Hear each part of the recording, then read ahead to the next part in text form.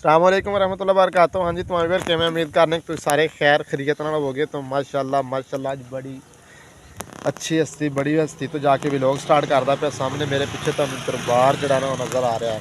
ये साढ़े ना मतलब सेव दे दरबार है। इसका नाम है अनवर शाह पीर सरकार का दरबार है। तो माशाल्लाह लोग बड़ी दूरों दूरों इतने हाजिर लाने वास्ते आते हैं। मैं क्यों ना हो सके कि अज का व्लॉग ही मैं इस जगह तो स्टार्ट करना। माशाल्लाह मेरे मगर तो नज़र आ रहा ना। तो अज का व्लॉग स्टार्ट करने तो पहले जिन्होंने दोस्तों चैनल सबसक्राइब मारे मारो सबसक्राइब। खड़ा मैं पक्की के उत्ते रस्ते के सामने गंदम वाले गले ने इस साइड के सामने माशाल्लाह खूबसूरत दरबार है। इस दे सामने मैं फ्रंट से खड़ा होया वा तो खड़ा कि जा कित्थे रहा वा। मैं जा रहा अपने शहर वल्लर की लान जा रहा वा। उत्थे दे मेरे जरूरी काम ने वो करने में। एक तो याद होना कि सुबह इंशाअल्लाह 11वीं शरीफ का ख़त्म भी हैगा वे। उनके वास्ते भी कोई सौदा सल्फ लियाना है। अज की मेरी सलाह है सी खीर पकाने की। उनके वास्ते दुध का मैं बंदोबस्त रस्ते च कर रहा। साढ़े रस्ते के ना अक्सर माल वाले बलोच बरादरी के घर जोड़े ना पूरा एक गाँव पूरा एक चैक हैगा वे। उत्थों मैं उन्होंने डील कर रहा भी सुबह मैं जो फर्स्ट टाइम तुहाडे कोलों दुध लै जावांगा।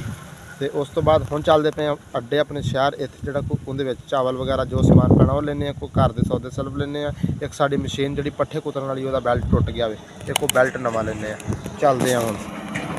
मशीन का बेल्ट तुहानूं दसदा पिया टुटा वो भी लैना वे। होर भी कुछ छोटे छोटे काम है ने वो करांगे। करन तो बाद फिर जावांगे घर नहीं जावांगे। वो समान लैके रस्ते च खिलार देंगे। फिर जाना मैं ससुराल उत्थे बच्चे गए हुए उन्होंने लैके वापस आना लैके जितनी रूटीन सारे दिन की तुहाडे दोस्तों शेयर करांगे। इन दोस्तों चैनल में सबसक्राइब मारे मारो सबसक्राइब। चलते हैं अगे नैक्सट।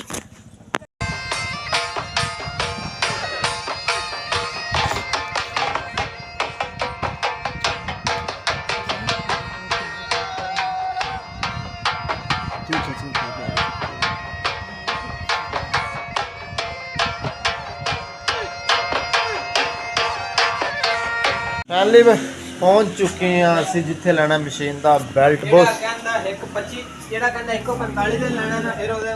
नहीं सर असीं इस वास्ते तुहानूं फुल ऑफर दे दी है कि जिथे कोई तुहानूं समझ तुहाडी काम करे। नंबर फिट कर दें 145 लभ गया ना मिल जाता। अच्छा बाबा रे साढ़े वास्ते फुल डिस्काउंट करके ये किन्ने दा जे नहीं फिर भी की आंदे ओ बेल्ट चंगा है ना। ओ यार मैं तो 3 महीने बाद मशीन का बेल्ट बदलन च रहना की चक्कर है। फैमिली बार पसंद की खलोते हैं लंगे बेल्ट है भी है ये तो हल्का वे मास्टर कंपनी का है अच्छे वाला वे।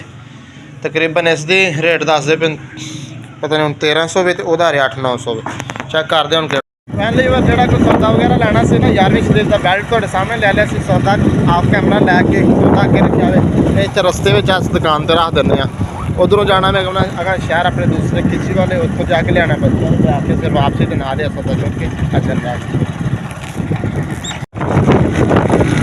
सीधे हो गया रवाना अपने शहर खिची वाला ससुराल। तो फिर क्या लैके आवांगे बच्चों के नाल सौदा जड़ा ना 11वीं शरीफ वाला उस रस्ते जितों मैं अक्सर चक्की तो आटा बनता रहना मैं उत्थे रख दिता वे। रखने तो बाद जाने लैके अक्सर वापसी नाल चुकांगे तो सीधे अपने घर सीधा मुँह हो गया वे। मिलते हैं हम तकरीबन घंटे डेढ़ तो बाद।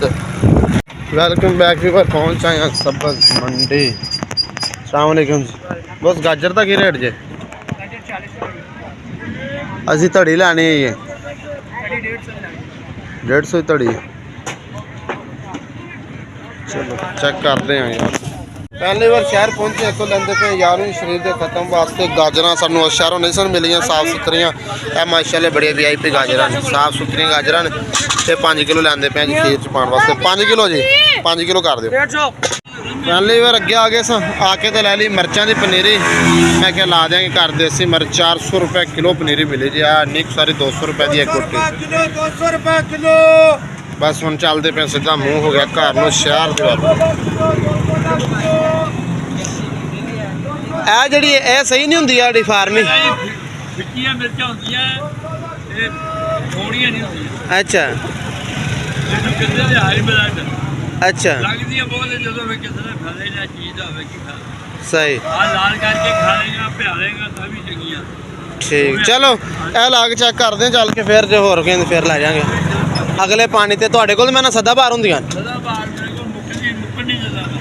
हाँ ठीक पहली बार इतों गए स बॉस के कोल समान रख के शहरों हो के वापस आ पहुँचे हैं। समान चुक रही है साहब हाय ਜਦੋਂ ਮੈਂ ਗਿਆ ਉਦੋਂ ਤੂੰ ਅਜੇ ਖਾਲੀ ਰੱਸੀਆਂ ਇੰਜਾਂ 'ਚ ਘਮਾਣ ਦਿਆ ਹੁਣ ਤੂੰ ਦੰਦੀ ਬੰਨ ਲਈ ਏ ਰੱਸੀਆਂ ਟਪਾ ਲਈਆਂ ਇਹ ਇਕੱਲਾ ਹੀ ਉਧਰ ਟਪਾਈ ਰੱਖਣਾ ਅੱਛਾ ਚਲੋ ਠੀਕ ਹੈ ਬੋਸ ਅਸੀਂ ਚੁੱਕਦੇ ਆਪਣਾ ਸਮਾਨ ਇਹ ਸਾਡਾ ਸਮਾਨ ਤੁਹਾਨੂੰ ਯਾਦ ਹੋਣਾ ਉਸ ਬਾਅਦ ਬੈਲਟ ਖਰੀਦਿਆ ਸੀ ਬੈਲਟ ਦੇ ਨਾਲ ਫਿਰ ਜੋ ਆ ਲਿਆ ਸੀ 11ਵੀਂ ਸ਼ਰੀਫ ਦਾ ਸੌਦਾ ਵਗੈਰਾ ਇਹ ਸਾਰਾ ਕੁਝ ਚੁੱਕਨੇ ਆ ਬੱਚਿਆਂ ਨੂੰ ਰਸਤੇ 'ਚ ਖਿਲਾਰ ਕੇ ਆਇਆ ਵਾਂ ਉਹਨਾਂ ਨੂੰ ਲੈਨੇ ਆ ਚੱਲ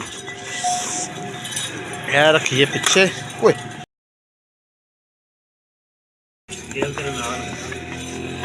ठीक हो गया सर